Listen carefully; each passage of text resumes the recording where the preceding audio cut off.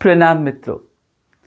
किसी ने पूछा है कि ओशो ध्यान शिविरों में पैसा क्यों लिया जाता है, जबकि इन चीज़ों को तो फ्री में मिलना चाहिए। और लिखते हैं कि ध्यान तो परमात्मा का धर्म का काम है, पैसा लेकर आप इसको कमाई का ज़रिया बना रहे हैं।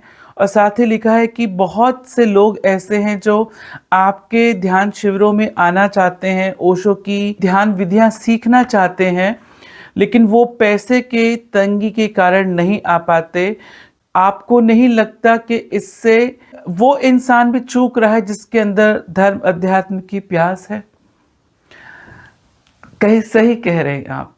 प्रश्न सुन के तो वाकई लगता है कि हम कितनी हिंसा कर रहे हैं, कितनी नाइंसाफ़ी कर रहे हैं, कितनी तिजोरियाँ भर रहे हैं, और न जाने कितने-कितने ध्यान के प्यासियों को न जाने हम इनडायरेक्टली उनकी प्यास नहीं बुझा रहे, उनके साथ अन्याय कर रहे हैं। ऐसा ही लगता है। मुझे हँसी आती है इस सोच पर कि लोग खासकर ओशो के कैंप्स को देख के, क्योंकि जब मेरी भी पोस्ट जब जाती हैं कैंप्स की, तो लोग अमाउंट देखते, स्वामी जी रेट कम नहीं कर सकते या ये फ्री नहीं हो सकते, मैं आना चाहता था। तो ऐसे बहुत सारे लोग को मैं जानता हूँ जिनका प्रश्न रहता ही है। और ताज्जुब की बात तो है कि वो न केवल बाहर के, मतलब नॉन ओशो फॉलोवर्स लवर्स तो है ही हैं, कुछ-कुछ तो ओशो लवर्स भी हैं जो कई बार कहते हैं कि पैसा ज़्यादा है या पैसा कम कर दो, आप इतना पैसा रखते हो, हम आ नहीं पाते।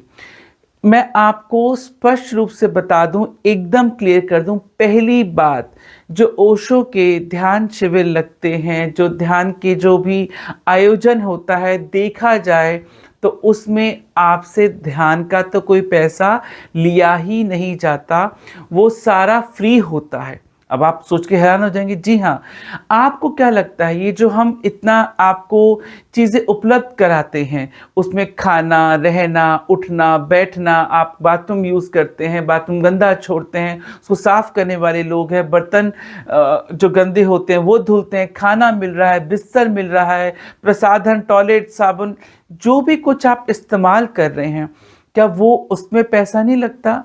देखा जाए शिविर में जो आपसे शुल्क वो भी थोड़ा-सा लिया जाता है, वो सब आप पर ही खर्च होता है, आपके ही संसाधनों पर खर्च होता है, आपके ही रख-रखाव और आपकी केयरेंस पर खर्च होता है, आपको एक अच्छी क्वालिटी टेंशन फ्री देने के लिए होता है। अगर वही कमरा आपको साफ़ करना हो, वही बाथरूम आपको साफ़ करना हो, वही खाना आपको बनाना पड़े, तो आप कहेंगे फिर मैं ध्यान कब करूँगा? मैं तो इसी में उलझ गया। तो जब आप अपने संसार से आते हैं, कैंप में आते हैं, आप इन सारी चिंताओं से दूर होते हैं। खाना क्या बनेगा? नहीं तो औरत को तो ये टेंशन होती है घर में खाना क्या बनेगा? तो आपको नहीं लगता आप कितने सारे तनाव से मुक्त हैं? तो आपको जब इतनी सारी सुख सुविधाएं मिल रही है, क्या आप खर्चा नहीं करेंगे? तो ये खर्चा उसका होता है। देखा जाए, आप कभी आके देखें, जो मित्र नहीं आए और ऐसा पूछ रहे हैं, आपको जो इतना अमृत पिलाया जा रहा है, जो आपको इतनी ध्यान विधियां कराई जा रही हैं, हीलिंग कराई जा रही है, आंसर क्वेश्चन राउंड हो रहे हैं, आपकी काउंसलिंग हो रही है, उसका तो कोई रेट ही नहीं है। क्योंकि जब आप किसी डॉक्टर के पास कंसल्टेशन के लिए जाते हैं, डॉक्टर आपसे पूरे 1 मिनट भी बात नहीं करता, टू द पॉइंट बात करेगा और बोलेगा मेरी 1100 1500 जैसा हॉस्पिटल है उसके हिसाब से फीस ले लेगा। तब तो आप किसी डॉक्टर को नहीं कहते कि वैद्य तो भगवान का रूप होता है, डॉक्टर तो भगवान का रूप होता है, आपने इस बात को धंधा क्यों बना रखा है, आप पैसे क्यों लेते हैं? कभी आप कहते हैं? आप नहीं कहते। इतना ही नहीं, हम कहते हैं शिक्षा तो धर्म का काम है, सवाब का काम है, पुण्य का काम है। तो आपने कभी अपने बच्चे के स्कूल जाके प्रिंसिपल को भाषण दिया या ये समझाए कि आप फीस क्यों ले रहे हैं मेरे से? भई आपको फीस नहीं लेनी चाहिए, शिक्षा देना तो पहले गुरुकुल होते थे, तो आपको तो शिक्षा फ्री में देनी चाहिए, पैसे नहीं। नहीं, ये आप नहीं करते। तो मुझे हैरानी होती है ऐसे संकुचित सोच, छोटी बुद्धि वालों से। आप छोटी-सी भी चीज़ जब आप अ, उसका उपयोग कर रहे हैं तो पैसा दे रहे हैं, डॉक्टर को आप इलाज का पैसा दे रहे हैं, बच्चे को पढ़ाने का पैसा दे रहे हैं।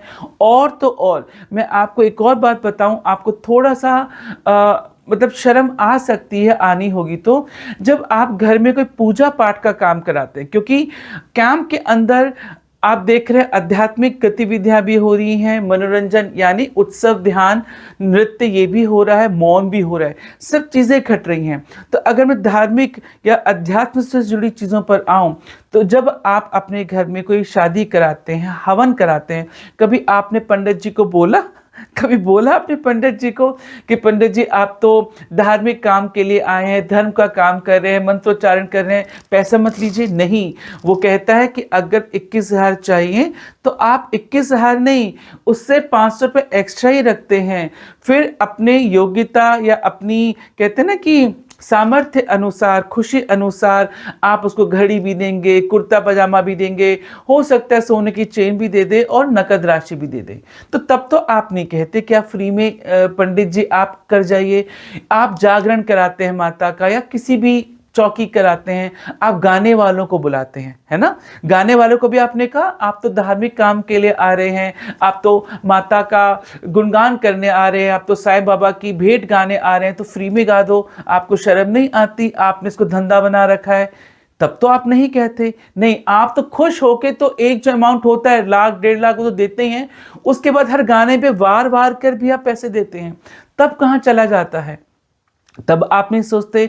और तो और आप एक किन्नर तक को भी घर में बधाई गाने के लिए, नाचने गाने के मुंह मांगा न केवल पैसा देते हैं, बल्कि उसको आप उस कपड़े लत्ते अन्य आभूषण गिफ्ट उपहार भी आप उसको देते हैं।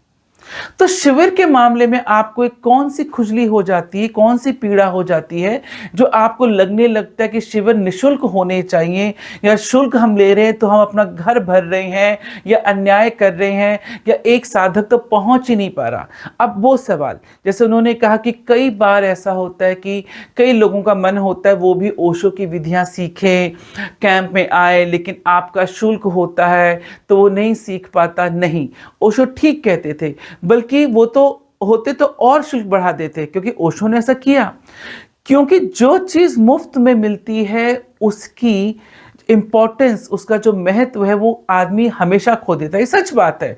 चाहे आम रिश्ते में देखिए, गर्लफ्रेंड बॉयफ्रेंड, पति पत्नी, बाप बेटे, टीचर स्टूडेंट, जो चीज फ्री मिलेगी उसकी इंपॉर्टेंस, उसका महत्व खो जाएगा। इवन अगर आपको कोई ज्योतिषी भी कोई फोकट में कोई उपाय बताता है तो आप भूल जाते हैं, फिर फोन करके पूछते हैं पंडित जी आपने क्या बताया था। लेकिन वही चीज अगर पैसे लेके बताई गई होती है, आपको सब याद रहा जाता है। स्कूल में बच्चे को आप पढ़ा रहे हो, फीस दे रहे हो, इसीलिए आपको रहता है बेटा पढ़ लो, हम इतना पैसा खर्च कर रहे हैं, इतना पैसा लग रहा है। अगर शायद पैसा नहीं लग रहा हो, फ्री में कोई ट्यूशन पढ़ा रहा हो, आपका बच्चा जहाँ ट्यूशन पढ़ता है, जिस स्कूल में पढ़ रहा हो, आपको लगता है आप इतना स्ट्रेस देंगे? आपको लगता है नहीं ठीक है, इस साल के 1,00,000 वेस्ट होगा तो हो जाएगा। वो MBA पढ़ रहा हो, MBBS पढ़ रहा हो, IAS पढ़ रहा हो, आप पैसा देते हैं ना, तो पैसा वहां पे भी देते हैं, लेकिन तब आप ये नहीं कहते कि अरे फ्री में पढ़ा दो मेरे बच्चे को।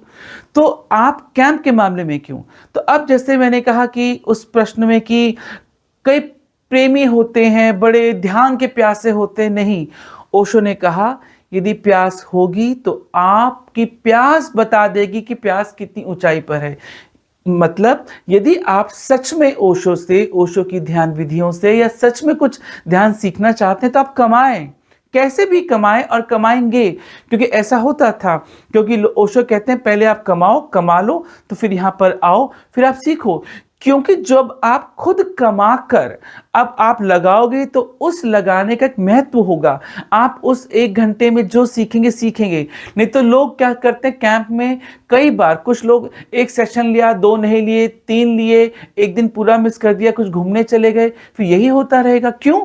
क्योंकि फोकट में हो रहा है तो ठीक है, जब मन किया तब कर लेंगे। नहीं, तो जिनको प्यास है वो आते हैं, आएंगे, कुछ भी करके आए। आप एक बात बताएं, प्याज है, आटा है, जो बेसिक चीज़ें हैं, वो प्याज चाहे 10 रुपये किलो हो तो भी आप खाते हैं, वो 100 रुपये किलो हो तो भी आप खाते हैं। वो आटा चाहे आज से 10 साल पहले चाहे वो मान के चलो 5 रुपए किलो हो और आज 50 रुपए हो जाए तो भी आप खा रहे हैं। बेटी की शादी में सोना जब वो 5,000 रुपए तौला था, आज 75,000 रुपए तौला हो गया तो भी आप कर रहे हैं। तो जब आप अपनी ऐसी चीज़ों के लिए सारे संसाधन जुटाते हैं, सारी मेहनत जुटाते हैं, सारे अप्रोच लगाते हैं, सारे लिंक्स बैठाते हैं, तो क्या तब आप ये सब कुछ नहीं करते? तो आप करते हैं। आपका प्रयास, आपकी प्यास, आपकी पुकार बताती है कि आप सच में कितनी त्वरा के साथ, कितनी इच्छा के साथ ध्यान करना चाहते हैं।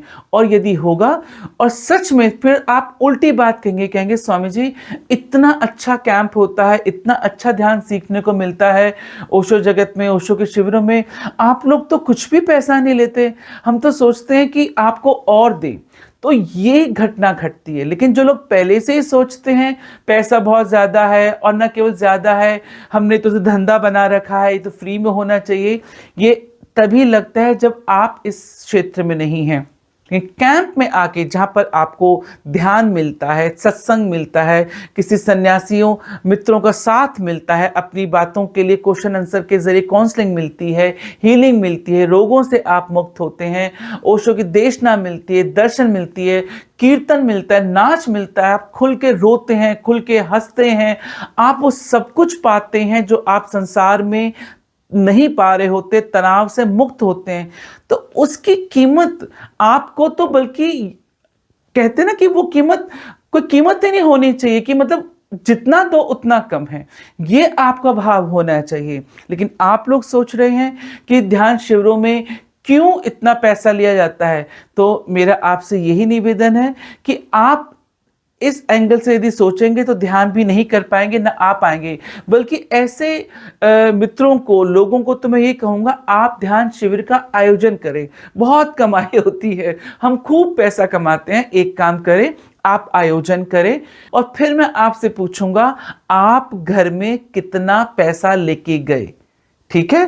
क्योंकि जिन लोगों को गलतफहमी है कि इन ध्यान शिविरों के माध्यम से पैसा कमाया जा रहा है, इसे फ्री होना चाहिए, अपने आप क्लियर हो जाएगा। 2 तरीके, मैंने दूसरा तरीका आपको बता दिया कि आप आयोजन करिए, आप लगाइए, आप दीजिए पैसा, और हमको भी दीजिए, और साधकों से मत लीजिए। जैसा आप कह रहे हैं ना कि निःशुल्क होना चाहिए, तो आप करिए, हमें तो खुशी होगी, हम तो चाहते हैं ऐसे मित्र आगे आए।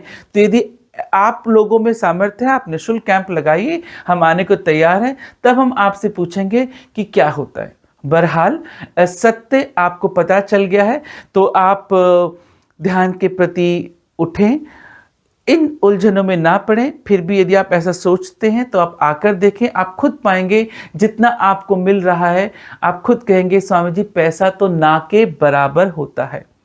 और दूसरा, आयोजन करें तो हकीकत अपने आप पता चल जाएगी क्या कमाते और कितना कमाते हैं।